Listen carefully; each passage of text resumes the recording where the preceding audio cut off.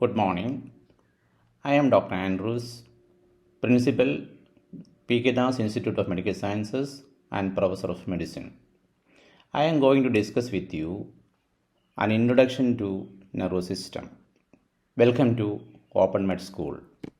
The general plan of nervous system and its components are discussed in CBME 7.1.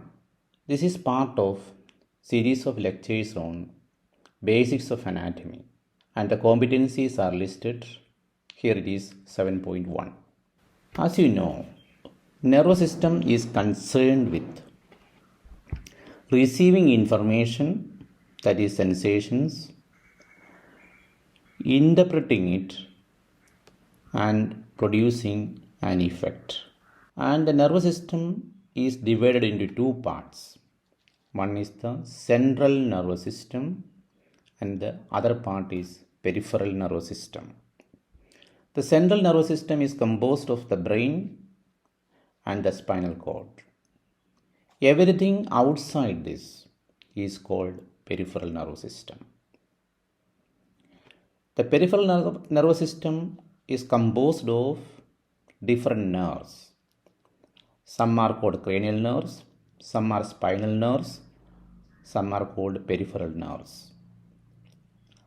And these nerves contain sensory neurons and motor neurons.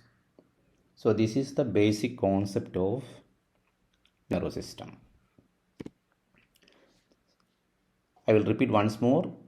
Nervous system is divided into central nervous system and peripheral nervous system. The central nervous system consists of the brain. Brain is called encephalon and the spinal cord. The peripheral nervous system, two separate entities are there.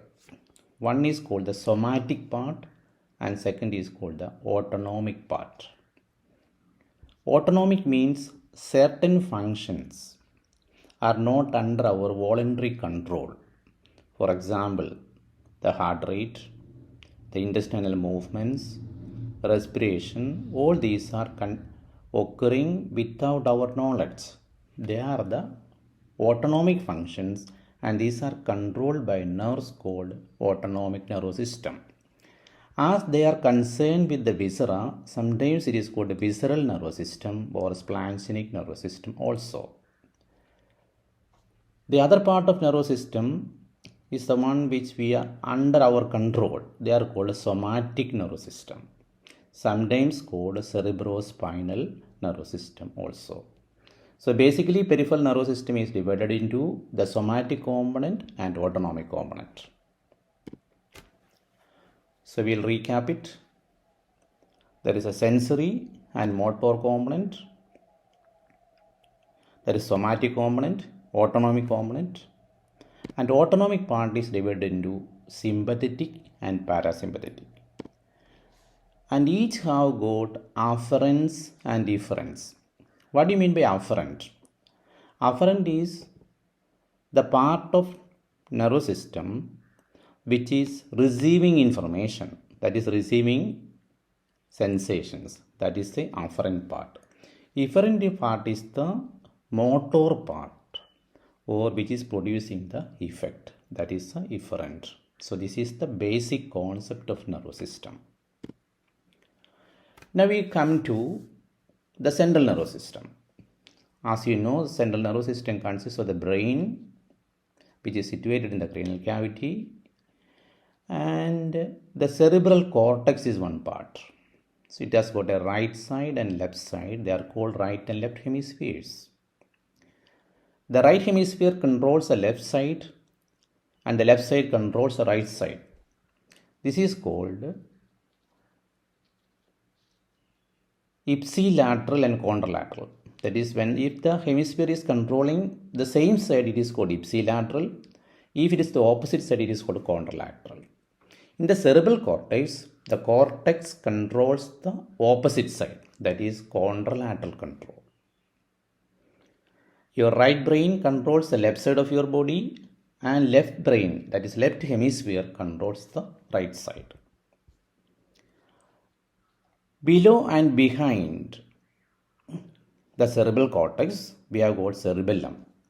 Cerebellum has also got two lobes, but cerebellum controls ipsilaterally. That is, the right side of the cerebellum controls the right side of the body. This is the concept that you should remember. Now we come to spinal cord. Spinal cord is the extension of the central nervous system. That is, the brain is continuing as the brainstem followed by the spinal cord. So brainstem is the part between the brain and the spinal cord. The brainstem is divided into three parts: the midbrain, pons, and medulla. In that order. We'll discuss this at a later time. The spinal cord is in the vertebral canal, and they are named according to the vertebrae. In the cervical region, the spinal cord is called cervical cord. In the thoracic level, it is called thoracic cord. But the spinal cord ends at the level of lower border of the L1 vertebrae. So remember, the spinal cord extends only up to the lower border of the L1 vertebrae. The segments which are against that is L1 vertebrae, is called conus medullaris. So conus medullaris is part of the central nervous system. So what is conus medullaris? Conus medullaris is the segment, the lower end of the spinal cord. The segments are S2 downwards, that is sacral 2, 3, 4, 5 and coccyx 1. They form the conus medullaris, and conus medullaris is part of the central nervous system. Another term that you should remember is cauda equina. Cauda equina is the nerve roots arising from the lower part of the spinal cord, which has got the appearance of a horse's tail. So that is what is called cauda equina. So cauda equina is part of the peripheral nervous system, and the conus medullaris is part of the central nervous system. Now we go into the functional classification. We have already said the nervous system controls the somatic, that is our voluntary part, and it controls the visceral part. So we can call it as a somatic nervous system and visceral nervous system or autonomic nervous system. Both have got afferents and efferents. So somatic nervous system has got afferents, it has also got efferents. Visceral nervous system has also got afferents and efferents. The visceral nervous system or the autonomic nervous system is divided into the sympathetic component and parasympathetic component, about which we will discuss later. Now we look in the cross section of the spinal cord. So here you can see this is the anterior part and this is the posterior. Anterior means the ventral or the front part, and the posterior means the dorsal or the back side. So this is the front of the spinal cord. And in the spinal cord, the anterior part is motor. So this part contains the motor part of the nervous system. And the posterior part is sensory.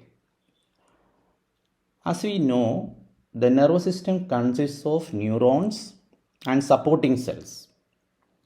The neurons are the collection of neurons are in the center part of the spinal cord, and that is the gray matter. So the neurons constitute the gray matter, and in the spinal cord it is in the central part, whereas in the brain it is in the outer part.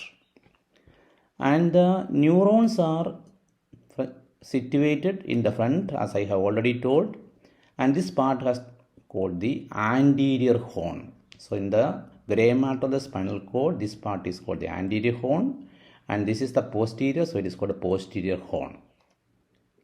Hope that point is clear. So the neurons, that is the motor neurons, are situated in the anterior horns. So from here the axons are going outside. So this becomes the peripheral nervous system, part of the peripheral nervous system. So this anterior part is motor, and this looks like a root, and we call this as an anterior root of the spinal nerve. And same way there is a posterior root. So what is the function of the posterior root? Posterior root carry information from the periphery. So the neurons are the one which carry the information, and the cell bodies of the sensory neurons are situated in the space called posterior root ganglia, or the sensory ganglia, or dorsal root ganglia. So the name is self-explanatory. So here comes the question, what is a ganglia? Ganglia by definition is collection of neurons outside the central nervous system. In the brain and spinal cord, the neurons there are collections. Some neurons are situated outside the central nervous system. They are called the ganglia. So I will repeat once more. The sensory root ganglia contains the neurons that carry sensations from the periphery, and they go via the dorsal root or posterior root to the posterior root entry zone, that is in the spinal cord it reaches. From there it goes to different regions. So this is the anterior root, which is motor, and this is the posterior root, that is sensory. This law is called the Magendie's law, that is the anterior part is motor and the posterior part is sensory. Hope this point is clear to you. Now we will have a little understanding about the motor system. You can see the motor system here is I have explained the anterior root contains the motor neurons which control the muscle. That is, the axons of these neurons supply the muscle and produce necessary contraction. These neurons are under control from the higher centers, that is from the cerebral cortex. Some neurons are coming down and controlling these anterior horn cells. So there is two levels. One is the lower motor neuron and other is upper motor neuron. So what is lower motor neuron? Lower motor neuron is the neuron that controls the effector organ, that is the muscle. So this is the lower motor neuron. That is the lowermost neuron that is directly supplying the muscle. The neurons which are above it or which is controlling this are called the upper motor neuron. Hope this point is clear. This is a very important point. The concept of lower motor neuron and upper motor neuron. The lower motor neuron is the neuron that is supplying the muscle. So I told you there are upper motor neurons. The most important upper motor neuron that you should remember is the corticospinal tract. The term is explanatory. It is arising from the cortex and it is going through the spinal cord. That is why it is called corticospinal tract. The corticospinal tract is the one that controls the lower motor neuron. So suppose you want to throw a stone. The brain decides that you have to throw the stone, you have to take the stone, etc. And that information is passing from the cerebral cortex down. So it's a corticospinal tract. It crosses at the level of the medulla and goes to the opposite side. That is what in the initial part we said the right hemisphere controls the left and left hemisphere controls the right side. So it is because of the crossing of this upper motor neuron tract that this has happened. That is, the right side controls left, or the cerebral cortex is controlling your opposite side of the body. So this is an important tract you should remember. The details will be taught later. And this is a picture of the lower motor neuron. So you can see the spinal cord cross section. In the anterior horn, there is a cell body of the lower motor neuron. It is passing through the anterior root. It reaches the spinal nerve. From there, it passes to the muscle. So this is the concept of the lower motor neuron. And this is being controlled from above by the corticospinal tract. That is the upper motor neuron. Now we come to the sensory system. Almost the same arrangement is there for the sensory system also. So here you can see, suppose your hand touches something, there is a sharp object. The pain sensations are collected by the receptors in the skin, of which you will study later. So receptors will receive the sensation. It will be passing as nerve impulses through the sensory neurons. I have already said the cell body is situated in the dorsal root ganglion. So it enters through the peripheral nerve and it passes through the dorsal root. It enters the spinal cord. From the spinal cord, it ascends to, you can see it is ascending upwards. It reaches the thalamus, and from the thalamus, it goes to the opposite side. So, this is the pathway that is concerned with the sensory system. So, in the cortex, we have said the motor cortex is there and there is a sensory cortex is there. So, this is the picture of the cerebral hemisphere, and there is a sulcus here called the central sulcus. Anterior part is motor and posterior part is sensory. So motor cortex is in the frontal lobe. So this part is the frontal lobe, and the motor cortex, the corticospinal tract, which you have described predominantly arises from the motor cortex or motor strip. And behind is the sensory strip. It is situated in the parietal lobe. So you should remember, parietal lobe is concerned with the appreciation, interpretation of the sensations. Hope it is clear to you. So we have discussed the nervous system being divided into central nervous system and peripheral nervous system.